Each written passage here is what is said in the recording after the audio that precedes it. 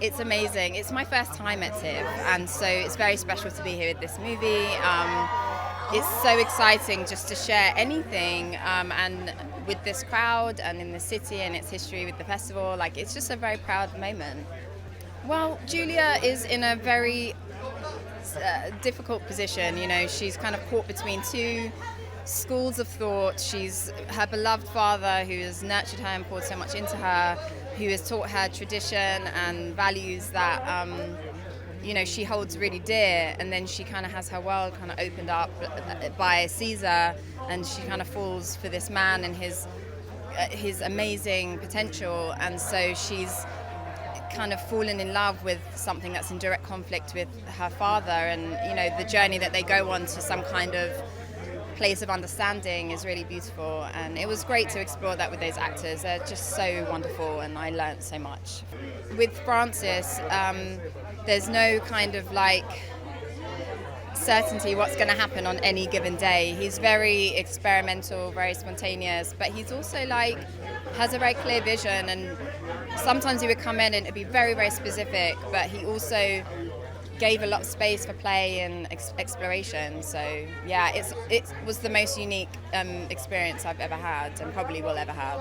So. I mean, I remember the first conversation that me and Francis had. I was just like, I feel like that character has a lot of dimension and colors, and I connect to her personally with what I've been through. So I think she's funny and thought-provoking and all the things. Mayor Cicero is a guy who has come from a certain period of time.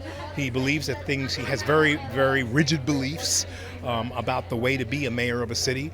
He has fallen into a system that has allowed him to believe that he has to serve big corporations and serve his political base. He is the typical politician who is good at it. His journey is that he cares about the people of New York. And his journey is that the one person he cares about the most in his life, his daughter, falls in love and falls under what he thinks is the spell of a very brilliant man who has new ideas that he doesn't agree with. So, you know, his journey is that of becoming more self-investigative and becoming more vulnerable and allowing himself to, in a moment, understand that he has to change. And so this film is a lot about family, it's a lot about love, it's a lot about what allows you to look at yourself clearly for who you are, and not be divisive and leave your black male tactics behind. Maybe you suffer, you know, maybe you suffer the loss of self in a way that you never realized before, but it opens you up to something new, it opens you up to a new child. The earth is like this new child wanting to be reborn. And have we really forgotten that? Are we really satisfied with what's happening right now in the world? I know I'm not. And I know that we're better and greater and bigger and deeper and more spiritual than all of what we speak. So it's beyond words. This movie you can feel.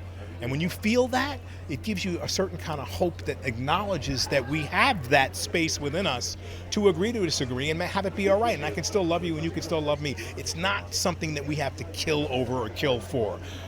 So let's preserve the relationships that we have to each other and the relationships that we have to this planet.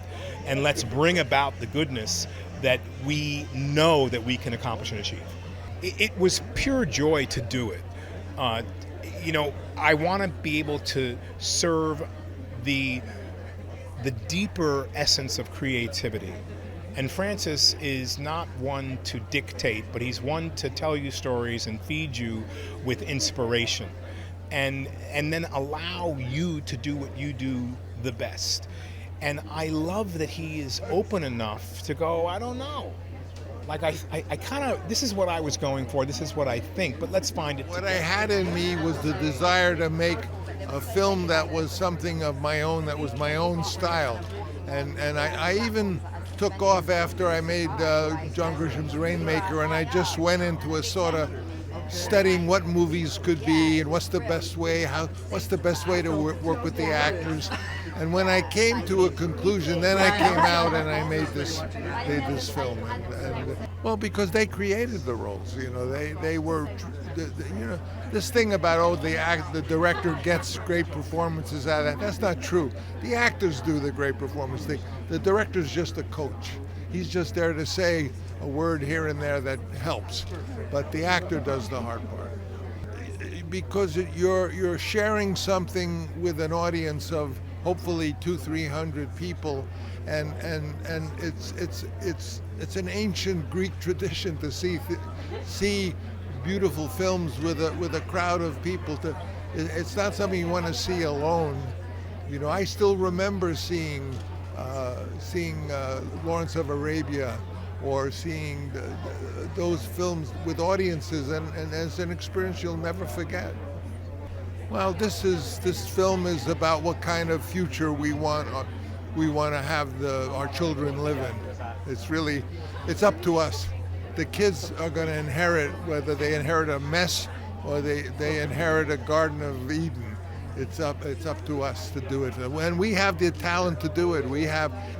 It's not necessary that things be awful, but when you look at it, you're going to say, "Wow, what was that? I want to see it again." One thing I guarantee: it's not boring.